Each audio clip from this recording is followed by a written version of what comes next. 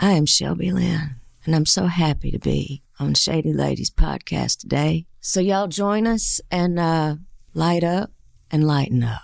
Cool. I'm Evelyn, And I'm Susan. Some people refer to us as the Shady Ladies of Music City.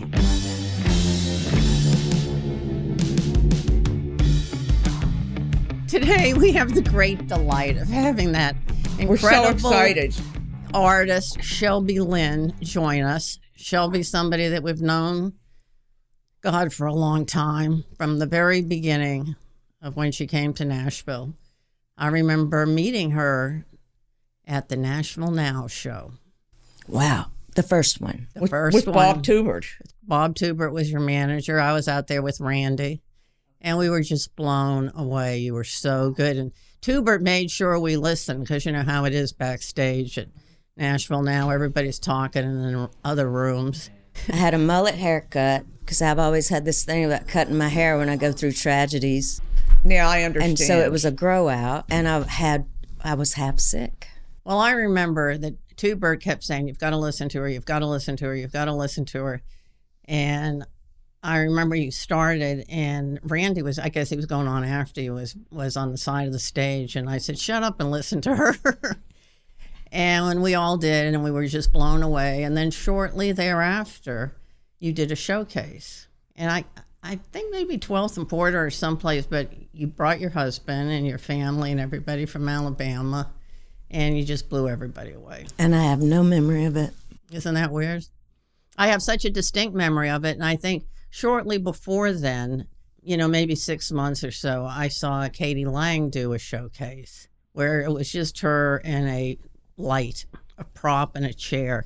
And I was so blown away having seen Katie Lang and then seeing Shelby Lynne. I thought, God, Nashville's cool. I was wrong. Yeah, that was the beginning and the end. Short-lived coolness. Short-lived. You know, I think about that time, and I don't remember much. I can remember certain things, and I remember meeting you, or remember meeting Evelyn. You met her before you met me. At CBS. Mm-hmm. It was still CBS then. Mm-hmm. Yeah, Bob Montgomery. But you were being produced by Billy Sherrill then. Billy was first on the Sunrise record. Who was famous for producing Tammy Wynette And George George. Jones. And Tanya and Barbara and all those. Tons of them. It really changed a Charlie great Rich. Yes. He did. He changed the format. Billy really made pop records. He brought in that wall of with sound. He was like Phil Spector in a way. But at the point that Billy was working with you, he'd pretty much retired. That's right. And for him to come out and do Anybody was such a huge, you know, momentous kind of So crazy. proclamation of your talent. The whole time then, because, you know, I've been trying to write a book for several years, still going. It's daunting. And it's just, you know, somebody asked me the other day, so where did you play around in clubs and stuff? And how did you get going? And, you know, how did you learn how to perform? I said, well, I got on Nashville Now. That's right. I never and when I played saw in you clubs. that night, and then you know, You didn't? You Tubert- never played a club? No. That was it? No. Because I couldn't get in clubs. I was just 18. Well, and after we did the With a mullet. showcase, Tubert said to me, the only thing, what she really wants is to go on tour with Randy Travis. Uh-huh. And we made that happen. I know. And you did. And then you went on with Alabama and many others.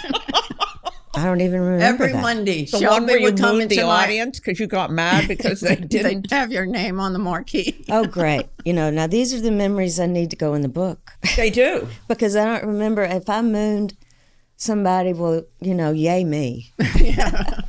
Every Monday, you would come into my office and can't bitch believe about the weekend and how awful it was and how This the is radio so good. people were miserable. Do you remember that we used to have a little box that we kept In all my the desk. roaches in?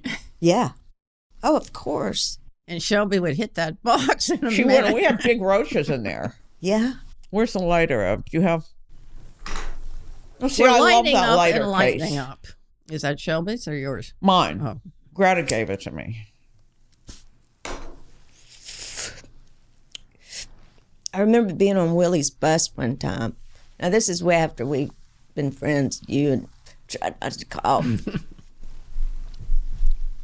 Susan and Evelyn and I were walking behind the RCA building one time, going to a George session, and I spit a loogie, hocked and spit a loogie, and Evelyn said, "Yep, you spit like a singer." Did she? That's good. That should go in I the book. remember also that you went on Crook and Chase and talked about shooting squirrels and Oh. whacking them up against a tree. That's nice. Isn't that nice? I don't know. I didn't hear it, but yeah, it's really great. You know, She was very authentic. I would say so. But that's true. I did do that. I know. It was a different time. It was a pre-PETA time. Pre-PETA time. I would say that today because it's the truth. Yeah, I know. You can't change the past. No, and it's No. part of who you are. That's and right. it's part of, your stubbornness and your, My your direction fucking of where mouth. I think this is my favorite I've ever seen your hair. Well, it's in the grow out phase again. No, but I like it. Thank you. It's a very flattering look, Good. on your face. Well, I love that look you had when you did the white suit and everything and you did that showcase somewhere. You did a show, not a showcase. oh, the big band. Yeah. Oh, yeah, I love loved that it. face, too. I loved the big band time. But that's the first time in Nashville that I felt like I was doing the right thing. Musically, Yeah. I love to swing so much. And I grew up on the Bob Wills and stuff. And Well, I remember a lot of those songs. Temptation. That's right. Temptation. I used to work out to that all the time. it's a good record for that. It was a good record for that. Brent Mayer produced it. One of my favorites. Because I was, such a Judd's fan. Can you believe that I remembered that song? That's pretty amazing, Susan. I remember a lot of your songs. Wow. I wish I did. Which is the one? Did Stroud cut on you the Soft Talk. Yeah, but who cut that song? A Dean Dillon song. Oh, man, I just had the pleasure of writing with him Did you? for the first time. Of course. And I'm going, You cut one of his songs. I know, this is crazy because when Dean and I crossed paths in that early time, he was making records. And so we got together this last time, and here's Dean, and it's like it's been 30 years, right? Since you've seen him? Yeah.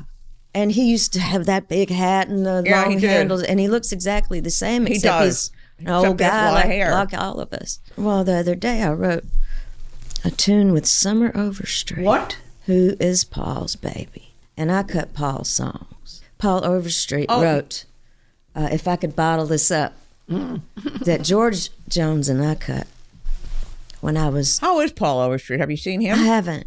But my point is, and your point, is that these babies of the guys that I cut these songs with, whatever the fuck. It's now back around at you. And they're babies, I'm writing songs with them. That's right. And it's kind of crazy. It's great. Because But I it think is the of most you as beautiful- so young I anyhow. know, but so, you know what, Evelyn? I'm not.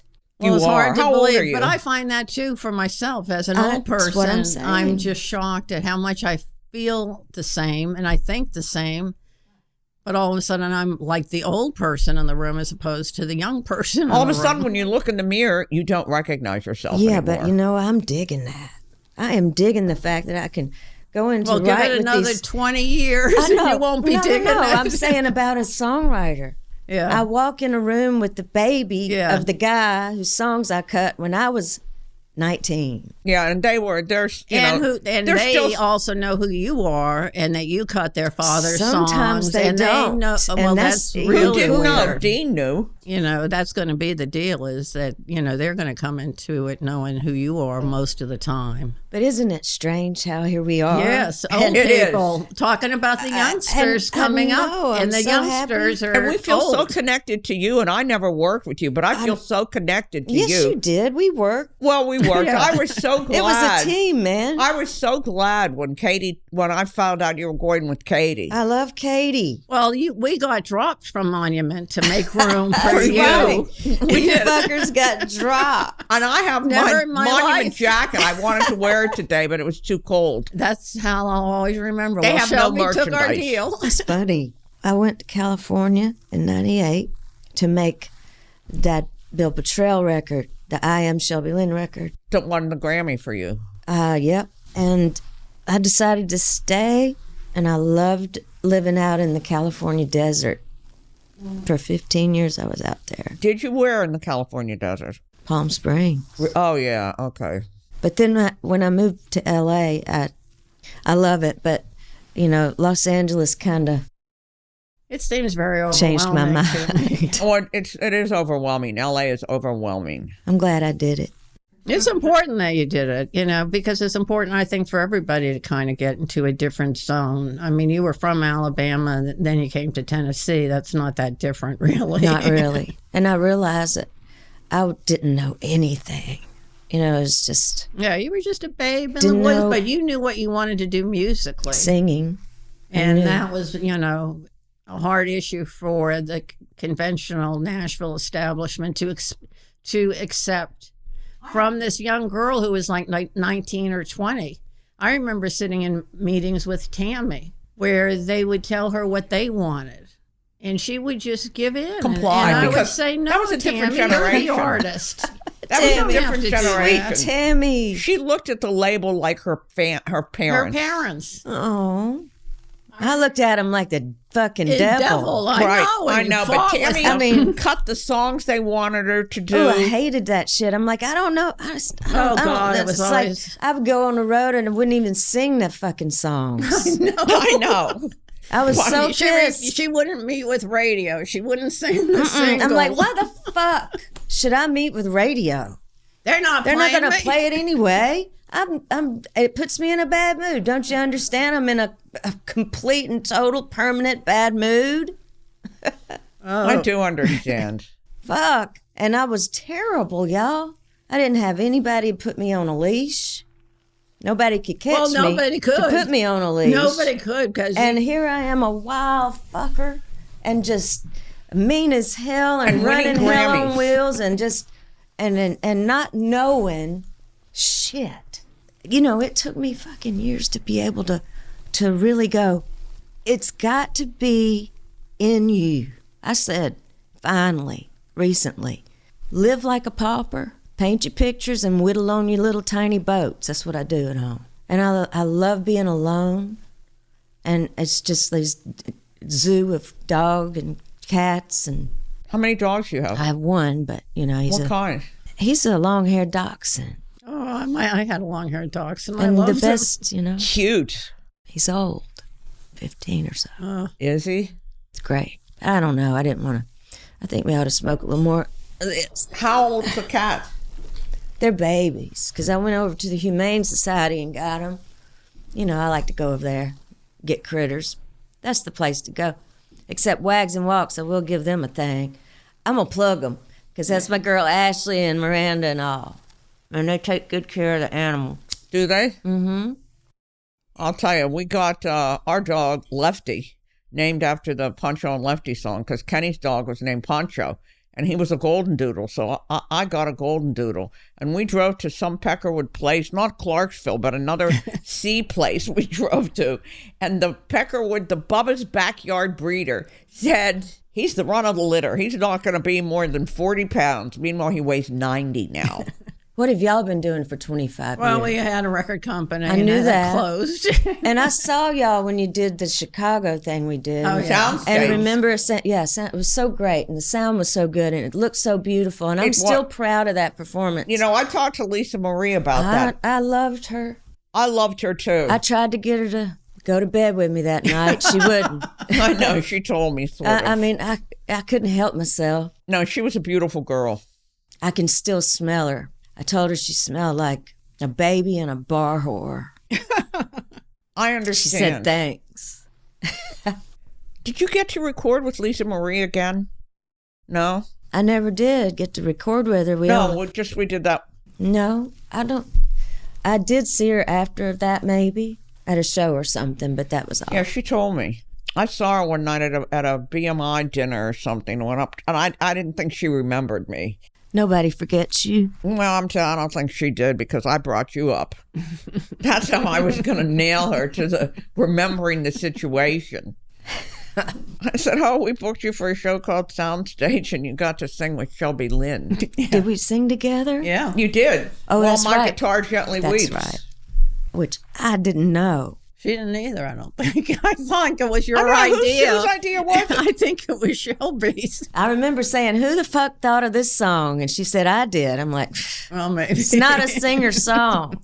And we sang it and laughed. You did. And I loved her.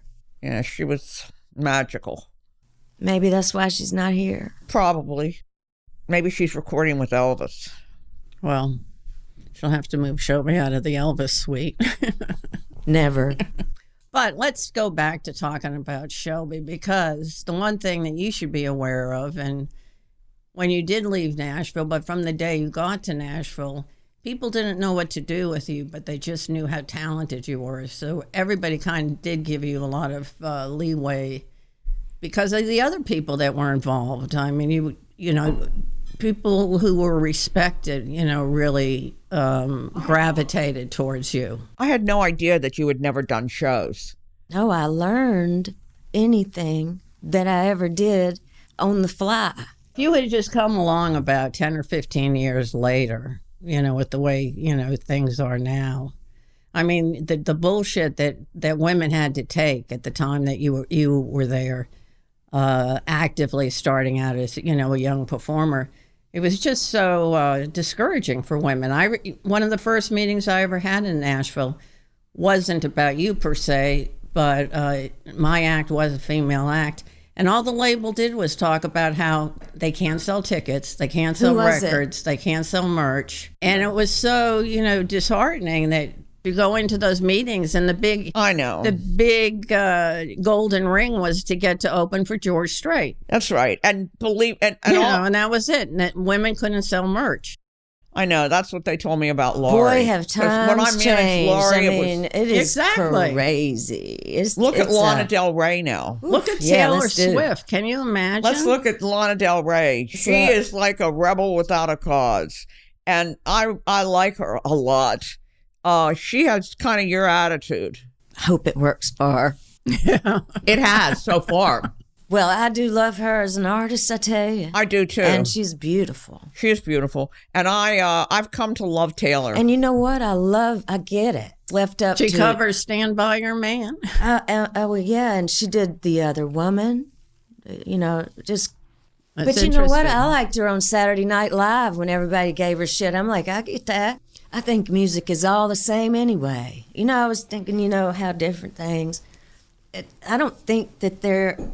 I mean, of course, there are categories of different kinds of music, but I feel like it's kind of starting all to blend together. I think that's a great thing. What I do too. I mean, it's feeling like, and that shows you, I think, where the power of radio is going to lose out, because people want to hear a lot of different kinds of music. They don't want to just hear one kind of format. And you know, I'm making a record right now, and I've really, really noticed the difference in who I am as a person. 20 years ago, you couldn't pay me to make a beatbox record. And I was like the analog bitch. You know, it was like, oh, tape, oh, it's going to ruin everything, blah, blah, blah. Well, who the fuck cares? Because I'm having the time of my life with my girls making this record, and it's, my point is we're the only musicians. You don't have other musicians? No. Oh, that's wild. And it's like this private making of something we can't wait to tell everybody about, you know? Oh, I didn't know that you had no musicians. I was going to ask you who you were using My for point music. is how things have changed. Yeah, and this is the technology and all Nashville, Tennessee, the greatest musicians on the planet. All of that is different now. It's, you know, I don't know. It's so different. Well, the technology that it's like, has wow, changed things so much, I think, for recording. You know, everybody is making can make their own music. records, yeah, and they can post it, and they can get lucky. Well, I would think that would be good for you, because I think that you like kind of controlling your own situation and what's going down anyhow. As long as everybody in the room does what they do, and that really is it's about who you are ready to party with. Yeah, because you chose those two. And that's basically it for me. And then you close the door, and that's it. And you stand by that, and I love that feeling. Yeah, I can't wait to hear it. You chose those two. Ashley Monroe and Karen Fairchild. Ashley And, Monroe, I've always really... Gina Johnson's working the board and making it sound great. So, I mean, and you know, there again, here we're talking about these are my little young ladies in their 30s, Ashley and Gina, and then Karen and I are like these, you know, cool fucking badass old ass queens. Yeah. So anyway, it's been a blast. Well, not just ask you what kind, you know, what's sort of the feel of the album or the music, forget album. Well, it's like soul and real fucking heartbreak. My own. Well, you always did that well. Well, And thank Ashley you. Monroe's a good one about heartbreak, too. And, you know, we rely on each other so when we write these songs, and that's what's cool. Yeah. You know, being able to appreciate a little bevy of heartbreak and write songs together. And it's, you know, and I have to tell you, it's kind of this cool ride of Great title, Bevy of Heartbreak. Sisters. That's right. That is a good title. What? That's a good title. It is a good title, Bevy of Heartbreak. Write that down. You could have that for the album. So, of all the projects that you were doing while you were on the West Coast, Yeah.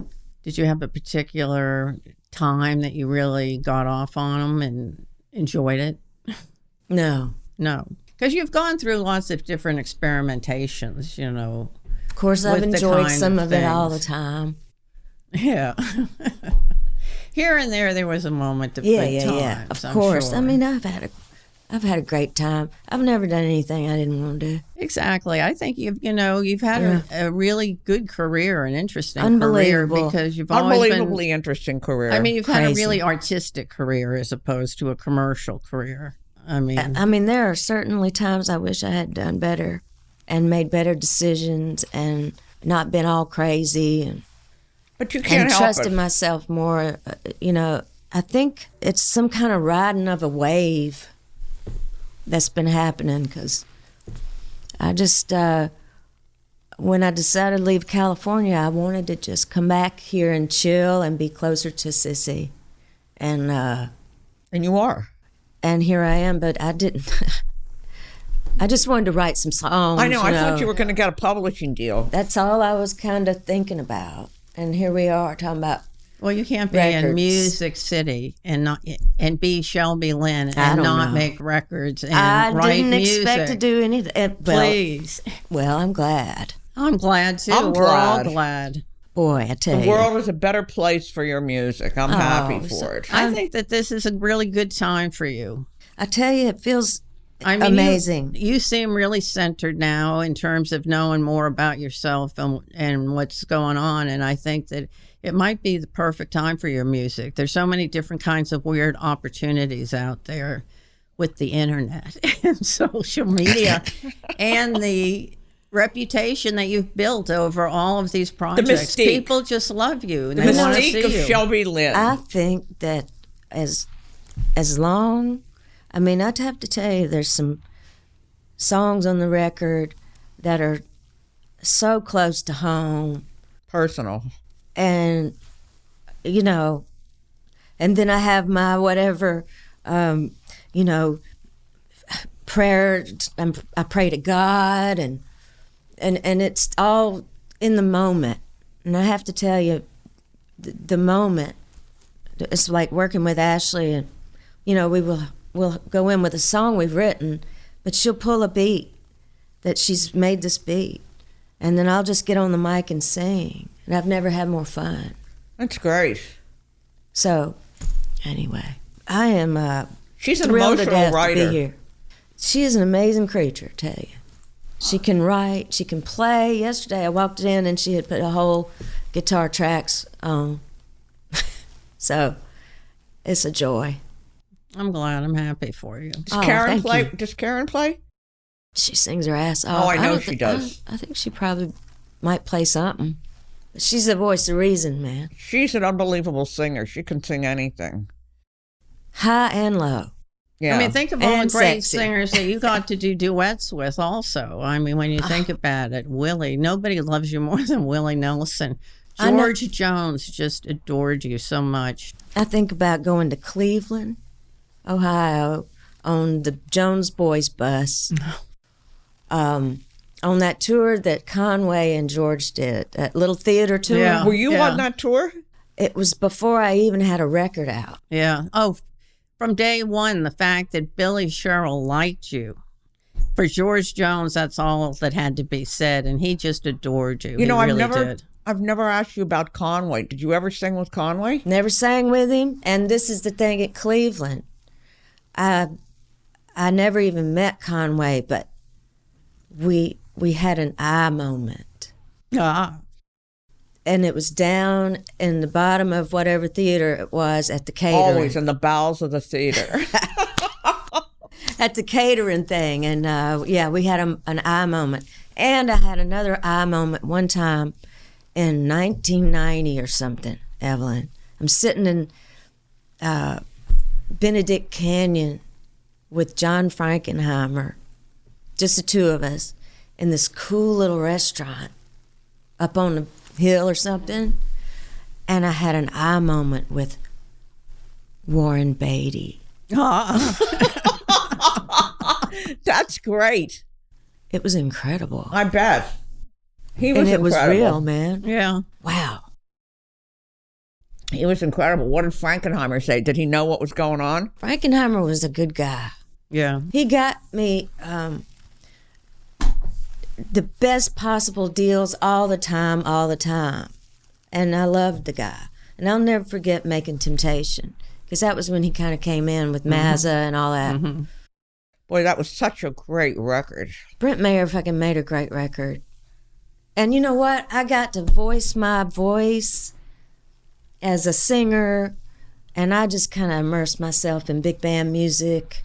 Oh, yeah. Loved it so much. You did. Started dressing all, cut my hair. That was the happiest, ever been. project that I ever saw you do. I know. That you Who was just it? Wasn't there a big black guy that was singing with you at that time? in the band.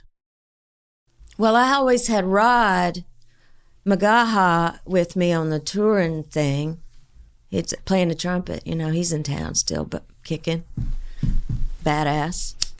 Met her, but I forgot about you working with Phil Ramone. I That must have did. been interesting. I have to tell you, because the whole thing is I was on Capitol at the time. It was about 2007, and I had just about burned all the bridges there. So I had a chance left. So I kept that Dusty idea in my back pocket for such times. You needed an idea. I did, and I had already made a deal with Dusty. Look here, I need this. So just, I'll do you right. So how'd you meet? Phil Ramone. Yeah. Boy, I loved him. He was a gentleman. I met him at some Grammy stuff one evening, and I just wanted to, Barry Manilow said, "Have you ever thought about doing the Dusty Springfield catalog?" And I said, "Psst." Wow. Phil Ramone did The Stranger. Really? Yeah, Phil Ramone was a great dude, and Didn't we he got produce drunk a lot Sinatra a together lot? and had a ball. Yeah. That was the real drinking days, those days. That Didn't was he produce Sinatra? I don't know. I think he did. I think he. Oh, he did the duets. He did the duets because thing. he produced Laurie and Frank singing. I'm so jealous. It was an unbelievable album. I know. And Al Schmidt recorded it, Right. whom I also loved and adored and got to work with a lot. Love those guys. Yeah, Phil, we walked in the studio and there were all these arrangements. I didn't like them, so I just threw them out. And So unusual for you. And Phil let me just throw them out. He told the piano player who had written them, and he said, "Just forget it." And then I just told the fellas in the group, mainly Greg Field to my right, who was the drummer, I said, "Let's just roll with this thing until it feels good, and let's just go. We know how the song goes." And that's how we made that record. But my point is Phil let me do anything I wanted. And that Dusty record was 2 songs a day in 5 days with that unbelievable fucking record. Wow. And it was just like a magic time at Capitol in the Frank Sinatra room. So I have just, done some badass, cool things. Very, very lucky. Yeah. I always think of that when I think of you. It's just what, the unusual things that you've gotten to do, just purely on talent. And I don't know what to say. Well, let's talk about That how you we met did Bob together. Tubert. A little known character. But much a character. he loved you, though. It's the long story about I did a demo in Mobile for a boy that wanted to be a songwriter. And somebody knew somebody who knew somebody up here. But he loved you. And there is where it starts. Tubert heard me singing. I mean, you've really just had a kind of an amazingly interesting career, from what would be expected to what wouldn't be even thought of. Did Tubert bring it to you? Yeah. Well, he didn't bring it to me, but we were at Nashville Now together. But he stayed on it. Boy, I could depend upon seeing Tubert at least, 4 times a week. And years after, you had gone to California, and up until I think when he passed, he would bring Susan and I chocolates every Christmas. And he'd come and visit us wherever we were. Like a Whitman sampler, but not Whitman sampler. We found out it wasn't Whitman sampler, but it was like a Whitman sampler. Every Christmas. And I really, he was so nice. But he always came and visited, for years, as long as we had an office somewhere. Even when we were in Berry Hill, he'd come schlepping over. He was always kind to me, and he wore turtlenecks like this. Yeah. But that was really when he dressed up. He had a black one. Yeah. And he wore a jacket and jeans and, running shoes. Yeah. And he ran all the time. Because he ran up until the last, I guess. Yeah. But he was a character. He wasn't capable of, Well, managing your career or anything. I have run through people and years and life. And How did you meet Stroud? That he produced? I can't remember what he produced on you. my third record. Your what? My third record. Right. And that's where there was a Dean Dillon song on it. Well, it was weird and then Montgomery must have done your second record. It was a weird time. I wasn't happy with creatively. I can't see you with Stroud. I mean, no disrespect to James. I think my subconscious brain knew something wasn't right creatively. And I bucked and I rared and I, kind of felt twisted into doing things I didn't want to do. And then when I was unhappy, everybody's unhappy. Right. And nobody knows what to do. And, So true. It happens. But, you just, I guess, learn. And it has taken me years to learn from that time to get to this time now. I feel like there's a shift or a way, but it has to be through honesty in every word. I want music to be important, to make you so uncomfortable you can't do anything but change your life. Well, there's not that much music today that does that. But what I'm saying is, But there is. I don't give a shit about dying on the fucking record, and I'm ready to die. You're ready to die now? In pursuit of her art. I feel ready to die.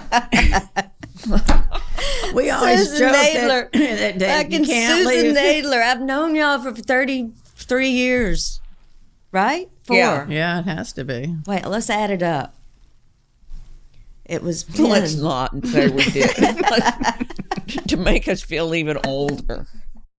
Like a couple of years ago, I sang with Jacob Dylan Did you? on that cool. Wallflowers record. Yeah. I love their stuff. Yeah. It's just I've always been such a fan, and then boom, somebody in a Val McCallum my guitar playing friend, and Jake, longtime friends, and it just happened to be. So there's lots of good things that happened in L.A. We had Jacob Dylan. We had the Wallflowers on soundstage. Yeah. Just hot. They were great. Did you ever sing with Rod Stewart? No. That would be a hot combo. You and Rod Stewart. Let's make her even older. No, he's very contemporary at this point. He is? Yeah. Great. He's on I don't even know what that means. He's on Instagram all the time. Well, He's on the internet. He's on the internet. Well, I think that this might be the end of our fascinating conversation with the incredible Shelby Lynne. See, it was different. It was hard to explain to you what it was going to be like. I knew it would be like this. I walked into exactly what I knew it would be. We should have one hit of this joint, which is different Oh pot. my God, I can't believe you kept it from me all this time. I did. But throw the lighter over. Yes, because ma'am. I don't want you to leave with the But lighter. the thing is, I want to tell y'all before we go that I love y'all so much, and I have all that time, even though we weren't, hanging out and stuff. But y'all kept me alive in those days, and fed and taken care of and loved. Love. Mm-hmm. And it's that kind of love, We knew then it was real, and it was, and I'm so glad to be sitting in front of y'all right now. Through all the years. All the years. Me too. Well, thank you. And guess what? It's like Jones was there and Nancy. The fuck? Nancy fed me too. Yeah. They loved George you. fed me. And his bus was so great. Gorgeous. Oh my God. Jones had the best buses in the. It's a different time now. But, Pee-wee. God, I forgot I always about felt Pee-wee. over the years, even when we didn't see you, I always felt very close to you. And whenever I would see you, it would be The same. instantaneous, the same. And that's the way it's been. And it'll always be. Those are real relationships that, we may So- not see each other again for 10 years, but I doubt it now that you're here. We really appreciate your spending the time with us, and it's great to reconnect. And I'm really happy to see that you're at peace with your life and your career. I thank you, because I am at peace. Well, I can see it. That's fantastic. I think I finally feel like myself. I can't wait to hear the record because Neither I just can I. know how great it's going to be, because if you're into it, then that makes all the difference. Thanks for listening. Be sure to subscribe, and we'll be sure to catch you off guard. So light one up and lighten up. Share and tell your friends, then rate, review, and subscribe. Don't be quiet about this. We need you to tell everyone. And we mean everyone. We are putting our faith in your hands. We are. For more information on the podcast, please visit www.shadyladiesofmusiccity.com. Shady Ladies of Music City is recorded and produced in Nashville, Tennessee, and presented by the Morris Hyam Management. Our executive producer is Clint Hyam. Our producer is Kyle Quigley. Our engineer and editor is Robert Schaefers. Robert has also written and performed our theme music.